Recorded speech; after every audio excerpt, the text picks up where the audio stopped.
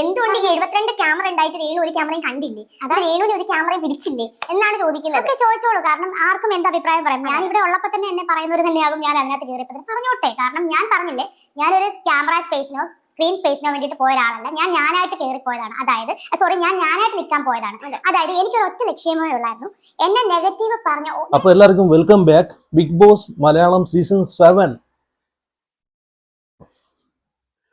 Big Boss Malayalam season 7-ലെ വാഴ, മരവാഴ, ഏത്തവാഴ എന്നുണ്ടെങ്കിൽ തന്നെ പറയണം. ഏത്തവാഴ പാണ്ടി എന്ന് വരുന്ന ബിസിനസ്സിൽ ഒരു കന്നുണ്ട്, അത് വെച്ച് കഴിയുമ്പോൾ ഉണ്ടല്ലോ അങ്ങ് ഹൈറ്റിൽ കയറിപ്പോവും. ആ തരത്തിലുള്ള വാഴയായിട്ടുള്ള രേണു സുധിയുടെ ഇന്റർവ്യൂസ് ഒക്കെ വന്നു തുടങ്ങിയിട്ടുണ്ട്. മെയിൻ സ്ട്രീം അതിനകത്ത് പുതിയൊരു ഇന്റർവ്യൂ വന്നിട്ടുണ്ട്. താല്പര്യമുള്ളവർ പോയി കാണുക, താല്പര്യമില്ലാത്തവർ ദൈവത്തോർത്ത് കാണല്. ഞാനിപ്പോൾ ഓർത്ത് ചിരിച്ചെന്താണെന്നറിയോ, കുറച്ച് ഒരു മാസം സമാധാനം ഉണ്ടായിരുന്നു, വീണ്ടും ഗതികേടിലോട്ട് അങ്ങോട്ട് പോവാണ്. യൂട്യൂബ് തുറക്കുമ്പോഴത്തേക്ക് ഇതാ വന്ന് നടക്കുന്നു കേണു സുധിയുടെ ഇന്റർവ്യൂ. ഫ്ലവർ അല്ലടാ പയറാന്നൊക്കെ പറഞ്ഞിട്ട്. അപ്പം കുറച്ച് ഭാഗം, എനിക്ക് സമയമില്ല, അതുകൊണ്ട് കുറച്ച് ഭാഗം ഞാൻ ഇപ്പോൾ റിയാക്ട് ചെയ്യാം. ബാക്കി ഇപ്പം എന്തായാലും 1-2 ഇന്റർവ്യൂ ഒക്കെ പുതിയ ഇന്റർവ്യൂ കേട്ടോ. ഇനിയും കമന്റ് ഇട്ടുകൊണ്ട് കുറെ ആൾക്കാർ വരരുത്. എന്തിനാണ് കേണു സുധി ഇങ്ങനെ ഉപദ്രവിക്കുന്നത്, എന്തിനാണ് കേണു സുധി ഇങ്ങനെ റിയാക്ട് ചെയ്യുന്നത്, എന്തിനാണ് കേണു സുധിയെ ഇങ്ങനെ എടുത്തിട്ട് വെച്ച് എയറിലോട്ട് കയറ്റി വിടുന്നതെന്നൊക്കെ ചോദിച്ചിട്ട് കുറെ പേര് വരും. വന്നോട്ടെ, കുഴപ്പമില്ല. കാരണം എല്ലാവർക്കും സ്വാതന്ത്ര്യം ഉണ്ടേ. എൻ്റെ വീഡിയോയുടെ അടിയിൽ കമന്റ് ഇടാൻ എല്ലാ ആൾക്കാർക്കും സ്വാതന്ത്ര്യം ഉണ്ട്. അതുകൊണ്ട് ധൈര്യമായിട്ട് നിങ്ങൾ കമന്റ് ഇട്ടോ. ഞാൻ ഇതുപോലെ ചെന്ന് കേസ് കൊടുക്കത്തോ പരാതി പറയത്തോ കമന്റ് ഇട്ടതിൻ്റെ പേരിൽ ഞാനൊന്നും ചെയ്തില്ല. നിങ്ങളെ അഭിപ്രായങ്ങൾ നിങ്ങൾക്ക് കമന്റ് ചെയ്യാം. ഞാൻ എൻ്റെ അഭിപ്രായം പറയുന്നുണ്ടല്ലോ, അപ്പം നിങ്ങളെ അഭിപ്രായങ്ങൾ നിങ്ങൾക്ക് ഉറപ്പായിട്ട് കമന്റ് ചെയ്യാം. അപ്പം കേണു സുധിയുടെ പുതിയൊരു ഇന്റർവ്യൂ മെയിൻ സ്ട്രീം അതിനകത്ത് വന്നിട്ടുണ്ട്. ബാക്കി ഇത് കുറച്ച് ഭാഗം ഞാൻ എടുത്തു വെച്ച് റിയാക്ട് ചെയ്യുന്നുള്ളൂ. ബാക്കി ഭാഗം നാളെയും മറ്റന്നാളൊക്കെ ആയിട്ട് ഇനി എന്തായാലും ഒരുപാട് ഇന്റർവ്യൂസ് ഒക്കെ വരും. അപ്പം ബാക്കി ഭാഗം ഞാൻ നാളെ റിയാക്ട് ചെയ്യാം. സമയമില്ല, വേറൊരു സ്ഥലം വരെ പോകണം, അല്ലെ ഇതും കൊണ്ടിരിക്കാനേ പറ്റൂ. അപ്പം ഞാൻ ആദ്യം തന്നെ പറയട്ടെ, അവിടുത്തെ ഏറ്റവും വലിയ വേസ്റ്റ് കണ്ടസ്റ്റൻസ് ഈ സീസണിലെ ഏറ്റവും വലിയ ഏത്തവാഴ രേണു സുധിയാണ്. വേറെ ഒരാൾക്കും ആ ഒരു അവകാശം ഞാൻ വെച്ചു കൊടുക്കത്തില്ല കേട്ടോ. അപ്പൊ എന്തായാലും ഇന്റർവ്യൂ കാണാം. ഇറങ്ങിയിട്ട് ഏറ്റവും ഭാഗ്യം ചെയ്ത ഒരാളാണെന്ന് ഞാൻ എടുത്തു പറയും. കാരണം ലാലേട്ടന്റെ കൈ പിടിച്ച് അകത്തേക്ക് കയറി, അതേ ലാലേട്ടന്റെ കൈ പിടിച്ച് പുറത്തേക്ക് ഇറങ്ങി വന്ന ഒരാളാണ് എന്നോടൊപ്പം ഉള്ളത്. രേണു ചേച്ചി നമസ്കാരം. അതിനുള്ളിൽ പോയപ്പോ എന്തൊക്കെ മാറ്റങ്ങളാ ചേച്ചിക്ക് വന്നത്, അല്ലെങ്കിൽ എന്തൊക്കെ മാറ്റങ്ങളാ തോന്നി, ഫീൽ ചെയ്തേ? എന്നെ സംബന്ധിച്ച് മാറ്റങ്ങൾ എന്ന് പറഞ്ഞാൽ, ഞാൻ ഇവിടെ നമ്മുടെ സോഷ്യൽ മീഡിയ നിങ്ങൾക്ക് അറിയാം, രേണു സുധി ഫ്ലവർ അല്ലടാ ഫയർ ആടാന്നൊക്കെ പറഞ്ഞു എന്നിട്ട് എന്ത് പറ്റിയെന്ന് വെച്ചു. പക്ഷെ ഞാൻ പറയേണ്ട കാര്യങ്ങൾ ഞാൻ വെറുതെ ഒരു ഇടത്ത് എന്ന് വെറുതെ വഴക്ക് പിടിക്കാൻ ഞാൻ പോയിട്ടില്ല. ഒരു ക്യാമറ സ്പേസിന് വേണ്ടിയിട്ട് ഞാൻ പോയിട്ടില്ല. അതിന്റെ എനിക്ക് ആവശ്യമുണ്ടെന്ന് എനിക്ക് തോന്നിയില്ല. കാരണം രേണു സുധി എന്താണോ രേണു സുധിയായിട്ട്. പിന്നെ കുറച്ച് ദിവസം കഴിഞ്ഞപ്പോൾ ഞാൻ ഡൗൺ ആകുന്ന കാര്യം സത്യം. കാരണം സുധിച്ചേട്ടന്റെ മരണശേഷം ഞാനൊരു ഡ്രോമയിൽ, എല്ലാവർക്കും അറിയാലോ, നമ്മുടെ ഒരു പ്രിയപ്പെട്ടവനായ ഒരു ഭർത്താവ് നമ്മളെല്ലാവരും കുറച്ച് നാളത്തേക്കും ഡ്രോമ ഒരു ഡിപ്രഷനിലാകും. സോ ആ ഒരു ഇത് മാറാനായിരുന്നു. അത് അതിനെ മറികടന്നത് എൻ്റെ സുഹൃത്തുക്കളൊപ്പം ഉണ്ടായിരുന്നു, എൻ്റെ മക്കൾ എൻ്റെ കൂടെ ഉണ്ടായിരുന്നു, എൻ്റെ ഫാമിലി ഒപ്പം ഉണ്ടായിരുന്നു. യാത്രകൾ ചെയ്തു, ഷൂട്ട് ചെയ്തു. ഞാനതൊക്കെ മറന്ന ഒരു അവസരത്തിലാണ് എനിക്ക് പെട്ടെന്ന് ഇങ്ങനെ ഒരു എക്സ്പീരിയൻസ് വന്നത് ബിഗ് ബോസ് ഹൗസ്. പക്ഷെ അവിടെ തികച്ചും വ്യത്യസ്തമായിരുന്നു. നമ്മുടെ പുറലോകമായിട്ട് തെറ്റിപ്പോയതാ, വേറൊന്നും തോന്നല്ലേ. ഇത്രയും ഭാഗ്യം കെട്ട ഒരാള് ലാലേട്ടന്റെ കൈ പിടിച്ച് അകത്തോട്ട് കയറി, അതേ ലാലേട്ടൻ തന്നെ കൈ പിടിച്ച് വലിച്ച് പുറത്തോട്ട് കളഞ്ഞു. അപ്പം ഭാഗ്യം കെട്ട ആളെന്നാണ്, ഭാഗ്യം ചെയ്ത ആളല്ല, ഭാഗ്യം കെട്ട ആള്. അപ്പം കേണു സുധി പറയുന്നുണ്ടല്ലോ, എന്താണ് പറയുന്നത്, ഞാൻ ഡ്രോമയിൽ ആയിപ്പോയി. ഈ ഡ്രോമയൊന്നും പുറത്ത് കണ്ടില്ലല്ലോ. കേണു സുധി എന്താണ് പറയുന്നത്, പുറത്ത് എന്തോ കൂട്ടുകാരോ എനിക്ക് ഫ്രണ്ട്സ് ഉണ്ടായിരുന്നു, അവരോടൊപ്പം നടന്നപ്പോഴൊന്നും ഞാനിത് അറിഞ്ഞില്ല എന്ന് പറയുന്നുണ്ട്. പ്രജീഷും മറ്റേ ദാസേട്ടനും അല്ലേ കേണു സുധിയുടെ ഫ്രണ്ട്സ്. അതിൽ കൂടുതൽ ഫ്രണ്ട്സ് ഒന്നും ഇല്ലല്ലോ. അവരുമായിട്ട് ആടിപ്പാടി നടക്കുക, ആർട്ട് ഷൂട്ട് ചെയ്യുക, അതൊക്കെ ഓക്കെ, അതൊക്കെ അവരെ പേഴ്സണൽ ആയിട്ടുള്ള കാര്യങ്ങൾ. ഇനി അത് പറഞ്ഞ് കുറെ എണ്ണം കയറി വരും, അത് അവർ ജീവിക്കാൻ വേണ്ടി ചെയ്തല്ലോ എന്നൊക്കെ പറഞ്ഞിട്ട്. ഇവിടെ ജീവിക്കാൻ വേണ്ടിയിട്ട് ഇവർക്ക് നല്ല നല്ല ജോലികൾ ഒരുപാട് ആൾക്കാർ കൊടുത്തല്ലേ, അതൊക്കെ തട്ടിത്തെറിപ്പിച്ച് നിരസിച്ച് കളഞ്ഞിട്ടല്ലേ ഇവരേതായിട്ടുള്ള കുറെ കോപ്രായത്തരങ്ങൾ കാണിച്ചുകൊണ്ട് ഇറങ്ങിയത്. ബീബിക്ക് പറ്റിയ മെറ്റീരിയൽ അല്ല എന്ന് ഇവർക്ക് നല്ലതുപോലെ അറിയാഞ്ഞിട്ടും ഇവർ എന്തിനാ അതിന് തന്നെ തലവെച്ച് കൊടുത്തത്? അല്ല ട്രെയിന് തലവെച്ച് കൊടുക്കുന്ന അവസ്ഥയില്ല. അതിലും നല്ലത് വല്ല നേത്രാവതി എക്സ്പ്രസിന് പോയി തലവെച്ച് കൊടുക്കുന്ന എല്ലാവരും നല്ലത്.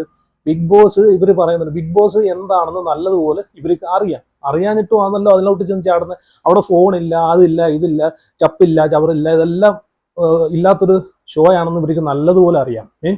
പിന്നെ എന്തിനാണ് അതിലോട്ട് ചെന്ന് തല വെച്ച് കൊടുത്തത്? വേറൊരാൾ ഒരു വ്യക്തിയുടെ ചാൻസും കൂടെ നശിപ്പിച്ച് കളഞ്ഞത്. എന്നിട്ട് ഭയങ്കര അഭിമാനത്തോടെ അങ്ങോട്ട് പറയുക, ലാലേട്ടന്റെ കൈ പിടിച്ച് ഞാൻ പോയി, ലാലേട്ടന്റെ കൈ പിടിച്ച് ഇറങ്ങി വന്ന്. സത്യം പറഞ്ഞാൽ ലാലേട്ടൻ ആയതുകൊണ്ടാണ് അങ്ങനെ ചെയ്തത്. വേറെ സുരേഷ് ഗോപി അങ്ങനെ ആണെങ്കിൽ ആ പോസ്റ്റ് ലാലേട്ടന്റെ സ്ഥാനത്ത് സുരേഷ് ഗോപി ആണെങ്കിൽ കാലി പിടിച്ച് വലിച്ചെടുത്തില്ല, അണ്ണാനെ എറിയുന്ന പോലെ എറിഞ്ഞ കളഞ്ഞാനെ. ഈ വക പരിപാടിയൊക്കെ അതിൻ്റെ അകത്ത് ചെന്ന് കാണിച്ചിട്ട്, എടാ ഇത്രയും രൂപ ചെലവഴിച്ചിട്ട് ഇവർക്ക് ഫ്ലൈറ്റ് ടിക്കറ്റും ഫുഡും ഇതെല്ലാം ചെലവഴിച്ചിട്ട് അവിടെ കൊണ്ടുപോയിട്ട് റൂമും എടുത്തു വെച്ച് കൊടുത്തിട്ട് ഇവരെ അതിനകത്തോട്ട് കയറ്റി വിട്ടിട്ട് അവിടെ ഷോയ്ക്ക് വേണ്ടിയിട്ടുള്ള പരിപാടി കൊടുത്തില്ലെങ്കിൽ പിന്നെ എന്തിനാണ് അവിടെ കിടക്കുന്നത്? പിന്നെ ഈ ഡ്രോമയുടെ കാര്യമൊന്നും പറയേണ്ട കാര്യമില്ല. കാരണം ശ്രുതി മരിച്ചതിന്റെ ഡെത്ത് ആനിവേഴ്സറിയുടെ നമ്മൾ കണ്ടേ. അങ്ങനെയാണെങ്കിൽ അത്രയും ഡ്രോമയുള്ള ആളാണെങ്കിൽ ഒരു മറ്റേ അലിൻ ജോസ് പെരേരെ വിളിച്ചുകൊണ്ട് വന്നിട്ട് അവിടെ ഈ ഡാൻസും മറ്റേ കൂത്താട്ടവും കാണിക്കുമായിരുന്നോ? ഇത്രയും ഡ്രോമ എന്ന് പറഞ്ഞ് അവകാശപ്പെടുന്ന, ഇത്രയും സുധിച്ചേട്ടന്റെ പേര് പറഞ്ഞിട്ട് സഹതാപം കാണിക്കുന്ന ആള് അങ്ങനെ ഒരു സംഭവം അവിടെ കാണിച്ചു കൂട്ടുവോ? ആ ഡെത്ത് ആനിവേഴ്സറിയുടെ അന്ന് ഞാൻ പറയുന്നില്ല ഒന്നും, മറ്റേ അലൻ ജോസ് പെരേരെ വിളിച്ചുകൊണ്ട് വന്നിട്ട് ആട്ടവും പാട്ടും കാണിക്കുവോ? ഇല്ല. അപ്പം ബിഗ് ബോസിന് അകത്ത് എത്തിയപ്പോഴത്തേക്ക് സത്യം പറഞ്ഞാൽ ഇവർ വിചാരിച്ച എന്താണെന്നറിയോ, അവിടെ ചെല്ലുമ്പോഴത്തേക്ക് എന്തെങ്കിലും ഫസ്റ്റ് വീക്ക് തന്നെ സംഭവം ഇവരെ കയ്യിൽ നിന്ന് കൈവിട്ടു പോയി. മറ്റേ വീഡിയോ ഇട്ടതുമായിട്ട് ലാലേട്ടൻ ഒന്ന് ഫയർ ചെയ്തപ്പോഴത്തേക്ക് അവിടെ നിക്കറിയും കൂടെ മുള്ളിപ്പോയി, മിക്കവാറും പേടിച്ച് മുള്ളി കാണും.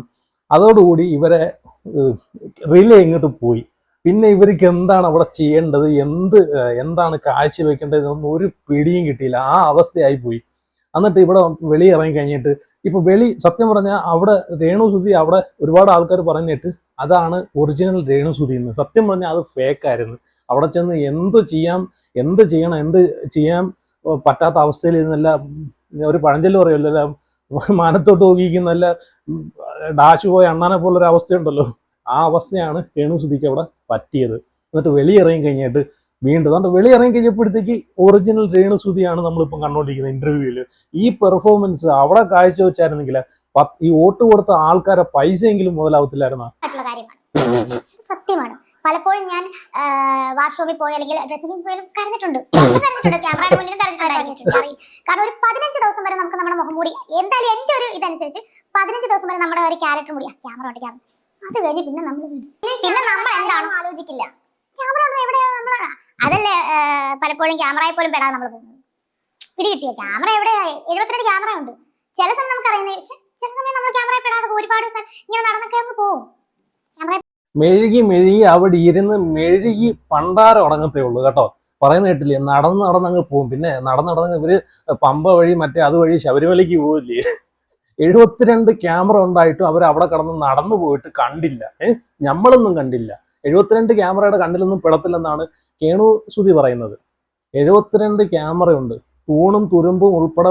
ആകെ എനിക്ക് ഒന്ന് കക്കൂസിനകത്ത് മാത്രമേ അവിടെ ക്യാമറ ഇല്ലാതുള്ളൂ, ബാക്കി എല്ലായിടത്തും ക്യാമറയുണ്ട്. ഇപ്പൊ ഇവര് അവിടെ എവിടെ ചെന്നിരുന്ന് കരഞ്ഞെന്ന് പറയുന്നത്. എടേ അങ്ങനെയാണെങ്കിൽ ആ മൈക്ക് ഇട്ടേക്കുന്ന മൈക്കുണ്ടല്ലോ, ആ മൈക്കിൽ കൂടെ നമുക്ക് സൗണ്ട് കേൾക്കാൻ പറ്റും. നമ്മൾ ആരെയും ചീത്ത വിളിച്ചത്, അച്ഛന് വിളിച്ച കാര്യം വരെ നമ്മൾ മൈക്കിൽ കൂടെ കേട്ടു. പക്ഷെ അനീഷ് കേട്ടില്ല, ഡയറക്റ്റ് വിളിച്ച വ്യക്തിയെ കേട്ടില്ല. പക്ഷെ നമ്മൾ ലൈവിലൂടെ അത് കേട്ട്.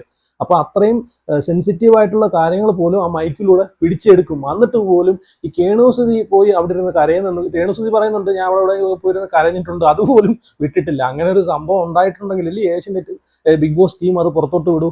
അങ്ങനെ രേണുസുതി കരഞ്ഞിട്ടുണ്ടെങ്കിൽ ഉറപ്പായിട്ടും അവർക്ക് കിട്ടുന്ന ഒരു ഭാഗ്യമായിരിക്കും. കാരണം ആകെ ഒരു കണ്ടന്റ് ആയിരിക്കും അവർക്ക് കിട്ടുന്നത് രേണുസുതിയുമായിട്ട് ബന്ധപ്പെട്ട്. അപ്പൊ അത് ഉറപ്പായിട്ട് അവർ പുറത്തു വിടുമല്ലോ. പിന്നെ ആ മൈക്കിൽ കൂടെ എവിടെ ഏത് മൂലയ്ക്ക് എന്നിരുന്നാൽ പോലും കരയുന്ന സൗണ്ട് കേൾക്കും. ഇനി ഇവർ എങ്ങനെ കരഞ്ഞോന്ന് എനിക്കറിയത്തില്ല. ഇത് ഇവര് ബാക്കി അവിടെ കേട്ടു നോക്കാം. പുറത്ത് കിടക്കണമെന്നുള്ള ചിന്ത ഉണ്ടായിരുന്നു, സത്യമായിട്ടും. ഞാൻ കൺഫ്യൂഷൻ റൂമിൽ പറഞ്ഞപ്പോൾ ബിഗ് ബോസ് എന്നോട് പറഞ്ഞു, രേണുസുതി അതൊരു മൂന്നാമത്തെ ആഴ്ച രേണുസുതി നിങ്ങളെ നോക്കി കാണുന്ന പ്രേക്ഷകരുണ്ട്, അവരോട് നീതി പുലർത്തണം. അപ്പൊ ഞാൻ ശരിയാണ്, നീതി പുലർത്തണം. അങ്ങനെയാണ് ഞാൻ വീണ്ടും നിന്നത്. പിന്നെ എനിക്ക് പറയേണ്ട സ്ഥാനത്ത് ഞാൻ പറയാതിരുന്നിട്ടില്ല. വല്ലപ്പോഴും, സത്യമാണ്, വല്ലപ്പോഴും കൊളുത്തിയാൽ അത് കൊളുത്തിയത് തന്നെയാണ്. ശരിക്കും അതിനുള്ളിൽ റിയൽ ആയിട്ട് അല്ലെങ്കിൽ ഒരു ഫേക്ക് മുഖം കാണിക്കാതെ നിന്നത് രേണു ചേച്ചി ആണെന്നാണ് നിലവിൽ പറയുന്നത്. ഞാൻ ഇറങ്ങിയ ഉടനെ എന്നോട് അവിടുത്തെ ഒരു ക്രൂതൻ ആരാണെന്ന് എന്താണ് രേണുസുതി കറക്റ്റ് ആയിട്ട് നിങ്ങളായിട്ട് നിന്നു, ഞാൻ നിങ്ങളുടെ ഫാനായി കേട്ടോ എന്ന് പറഞ്ഞാൽ കേട്ടിപ്പോ എന്തായി പറയുന്നത്. കാരണം ഞങ്ങൾ നോക്കി കാണുമ്പോൾ താങ്കളെ കാണുന്നുണ്ട്. ചിലപ്പോൾ ക്യാമറയിൽ ഒന്നും ഇപ്പൊ കാണാൻ പറ്റത്തില്ല. ഞങ്ങൾ ക്രൂ കാണുന്നില്ല, എത്രയോ ക്രൂ ഉണ്ട്, 10-400 ക്രൂ അല്ലേ നമുക്ക് ചുറ്റും. നോക്കിക്ക് ഒരുപാട് ഡോക്ടേഴ്സ് ഉണ്ട്, എല്ലാവരും നമ്മളെ നോക്കി കണ്ടുകൊണ്ടിരിക്കുകയാണ്. ഈ കോടാനുകോടി ജനങ്ങളും അതുപോലെ ഞങ്ങളെ നോക്കി കാണാൻ ഒരുപാട് പറ്റും ക്രൂസ്. അവരൊക്കെ നീതിയല്ല പുലർത്തിയത്, നിങ്ങളെ ഒലക്കയുടെ മൂടാണ് പുലർത്തിയത്. നിങ്ങളെ വോട്ട് ചെയ്ത് അത്രയും ദിവസം പൈസ റീചാർജ് ചെയ്ത് ഹോട്ട്സ്റ്റാർ എടുത്ത് അത്രയും ദിവസം ഒരു കണ്ടന്റും കൊടുക്കാനിട്ട് പോലും നിങ്ങളെ സപ്പോർട്ട് ചെയ്യുന്ന ആൾക്കാർ നിങ്ങൾക്ക് വോട്ട് ചെയ്തിട്ടുണ്ടെങ്കിൽ അവരോട് ചെയ്തിട്ടുള്ള അനീതിയാണ് നിങ്ങൾ കാണിച്ചിട്ടുള്ളത്. അവരോടാണ് നിങ്ങൾ അനീതി, അല്ലാതെ നീതി പുലർത്തിയവർ. നിങ്ങൾ അവിടെ എന്താണ് കാണിച്ചിട്ടുള്ളത്? ആ വോട്ട് ചെയ്ത ആൾക്കാർക്ക് വേണ്ടിയിട്ടെങ്കിലും അവിടെ നിങ്ങളൊന്ന് അറ്റ്ലീസ്റ്റ് ഒന്ന് ചുമക്കെങ്കിലും ഒന്ന് തുമ്മെങ്കിലും ചെയ്തുവിടായിരുന്നു. ഇത് അതുപോലും ചെയ്തില്ല. അവിടെ എവിടെയും പോയി കിടക്കുക. ആകെ എനിക്ക് തോന്നുന്നു കുറച്ച് ഇവർ കിടക്കുന്ന ഒരു സ്ഥലത്തുണ്ട്, സ്നിക്കേഴ്സിന്റെ ഇതൊക്കെ വെച്ചിട്ട് എനിക്കൊന്ന് അവർക്ക് ഇച്ചിരി പ്രൊമോഷൻ കിട്ടിയിട്ടുണ്ട്. ഏത് സമയം നോക്കിയാലും രേണുസുതി അവിടെ ഇങ്ങനെ കിടക്കുന്ന കാണാം. അല്ലാതെ വേറെ ഒന്നും നമ്മൾ അതുപോലും കണ്ടിട്ടില്ല. അതുപോലും റെയർ ആയിട്ടാണ്. സത്യം പറഞ്ഞാൽ രേണുസുതിനെ സപ്പോർട്ട് ചെയ്തിട്ടുള്ള ആൾക്കാർ രേണുസുതിക്ക് വേണ്ടിയിട്ട് എപ്പിസോഡിനകത്ത് മഷി ഒഴിച്ച് എണ്ണയിൽ എനിക്ക് തോന്നുന്നു മുട്ട വരെ എനിക്കൊന്ന് കൂടോത്രം ചെയ്ത ആൾക്കാർ കാണും. ഇങ്ങനെയെങ്കിലും ഇതിനൊന്ന് എപ്പിസോഡിനകത്തൊന്ന് കാണിക്കുമോ എന്ന് ചോദിച്ചുകൊണ്ട് അല്ലേ. മിക്കവാറും ബിഗ് ബോസിന്റെ മെയിലിനകത്തോ ബിഗ് ബോസ് ടീംസിന്റെ മെയിലിനകത്തോ അല്ലെങ്കിൽ അവരെ മെസ്സേജുപരമായിട്ട് കാര്യങ്ങൾ അവിടെ ഏറ്റവും കൂടുതൽ ആൾക്കാർ ചോദിച്ചിട്ടുള്ള രേണുസുതി എന്തിയെ, രേണുസുതി നിങ്ങൾ എന്ത് ചെയ്ത് കാണുന്നില്ല എന്ന് ചോദിച്ചുകൊണ്ടായിരിക്കും ആൾക്കാർ മെയിൽ അയച്ചിട്ടുള്ളത്. പിന്നെ പറയുന്നുണ്ട് അവർ ഔട്ടായി കഴിഞ്ഞിട്ട് ഒരാൾ വന്നിട്ട് ആ ബിഗ് ബോസ് ക്രൂവിൽ ഒരാൾ വന്നിട്ട് അവരുടെ അടുത്ത് പറയുന്നുണ്ട് നിങ്ങളാണ് ഒറിജിനലായിട്ട് നിന്നത്. എനിക്ക് തോന്നുന്നു പുള്ളിക്കാരന് എന്തോ കാഴ്ചക്കുറവുണ്ട്. ബിഗ് ബോസ് ടീം അങ്ങനെ അത് പറഞ്ഞിട്ടുള്ള ആളെ അറിയാമെങ്കിൽ ഉറപ്പായിട്ടും പുള്ളിക്കാരനെ കൊണ്ടൊരു കണ്ണ് ഡോക്ടറെ കാണിച്ചിട്ട് ഒരു കണ്ണാടി വെച്ച് കൊടുക്കും കേട്ടോ. രേണുസുതി ഒറിജിനലായിട്ട് നിന്നത് എന്റെ പാൻ ഇവരെ ആരും കണ്ടില്ലല്ലോ. ബിഗ് ബോസ് ടീം അംഗങ്ങൾ പോലും അവിടെ കാണുന്നില്ല ഇവരെ. പിന്നെ ബിഗ് ബോസ് ടീം കാണുന്നില്ല, ജനങ്ങൾ കാണുന്നില്ല. എനിക്ക് തോന്നുന്നു മിക്കവാറും അവിടെ തൂക്കാനോ എടുക്കാനോ പോയ വ്യക്തി ആരെങ്കിലും ആയിരിക്കും.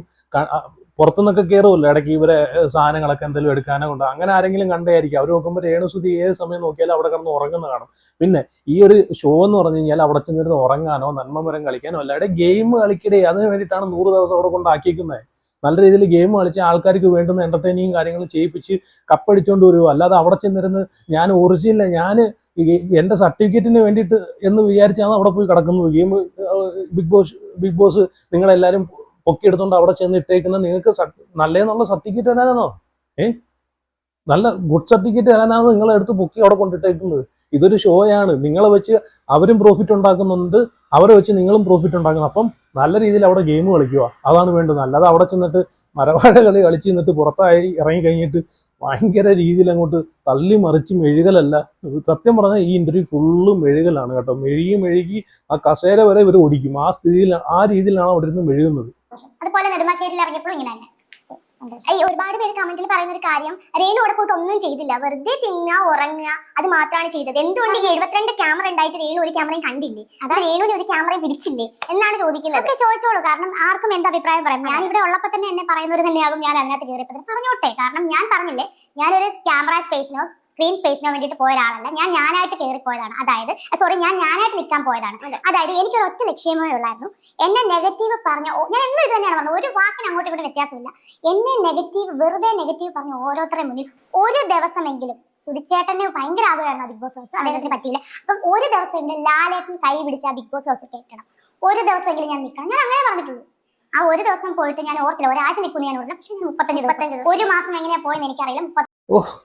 എനിക്കിത് കേൾക്കുമ്പോഴാണ്, എനിക്ക് സത്യം പറഞ്ഞാൽ ഇത് കേൾക്കുമ്പോഴാണ് ഇവരെ എനിക്ക് ചെരുപ്പിനകത്ത് തുപ്പിയിട്ട് അടിക്കാൻ തോന്നുന്നത്. നായ്ക്ക് 40 വട്ടം പറയുകയാണ് എന്നെ നെഗറ്റീവ് പറഞ്ഞ തളർത്തിയ ആൾക്കാരെടുത്ത് അല്ലെങ്കിൽ നെഗറ്റീവ് പറഞ്ഞ ആൾക്കാരെടുത്ത് ഒരു ദിവസമെങ്കിലും എനിക്ക് കാണിച്ചു കൊടുക്കണമായിരുന്നു ലാലേട്ടൻ്റെ കൈ പിടിച്ച് അവിടെ നിൽക്കണമെന്ന്.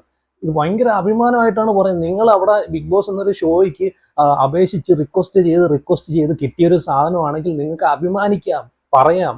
പക്ഷെ ഇതെന്താണ്, നിങ്ങൾ ഇവിടെ പുറത്തുണ്ടാക്കി വെച്ചിട്ടുള്ള കുറെ കോപ്രായങ്ങളും കോലത്തരങ്ങളും എല്ലാം കൊണ്ടിട്ട് നിങ്ങൾക്ക് നെഗറ്റീവ് റീച്ച് അങ്ങോട്ട് കയറിയിട്ട് അവസാനം ഇത് ബിഗ് ബോസ് ടീം എന്ത് വിചാരിച്ച് നിങ്ങൾ അവിടെ കൊണ്ടിട്ട് കഴിഞ്ഞാൽ കുറച്ച് TRP കിട്ടും, കുറച്ച് റീച്ച് കിട്ടും, നിങ്ങൾ എന്തെങ്കിലുമൊക്കെ ജനങ്ങൾക്ക് വേണ്ടിയിട്ടുള്ള വക അവിടെ കൊടുക്കും എന്നുള്ളൊരു വിശ്വാസത്തോടെയാണ് നിങ്ങളെ അവരെ ചെലവും നടത്തി അവരെ കയ്യിൽ നിന്ന് പൈസ ഇറക്കിയിട്ട് നിങ്ങളെ അവിടെ കൊണ്ട് ഇട്ടത്. അല്ലാതെ നിങ്ങൾക്ക് ഈ പറഞ്ഞിട്ടുള്ള സർട്ടിഫിക്കറ്റ് തരാൻ വേണ്ടിയിട്ടല്ല, നിങ്ങളെ നെഗറ്റീവ് പറഞ്ഞ ആൾക്കാരെ മുമ്പിൽ ജയിപ്പിച്ച് കാണിക്കാൻ വേണ്ടിയിട്ടല്ല ബിഗ് ബോസ് ടീം നിങ്ങൾ അവിടെ കൊണ്ടിട്ടത്. അപ്പൊ അതിൻ്റെങ്കിലും കുറച്ച് നന്ദി കാണിക്കണമായിരുന്നു. അതെങ്ങനെ ആ ഒരു സാധനം നിങ്ങൾക്കില്ലല്ലോ. സത്യം പറഞ്ഞാൽ ഇതും ഒരു നന്ദികേടാണ്.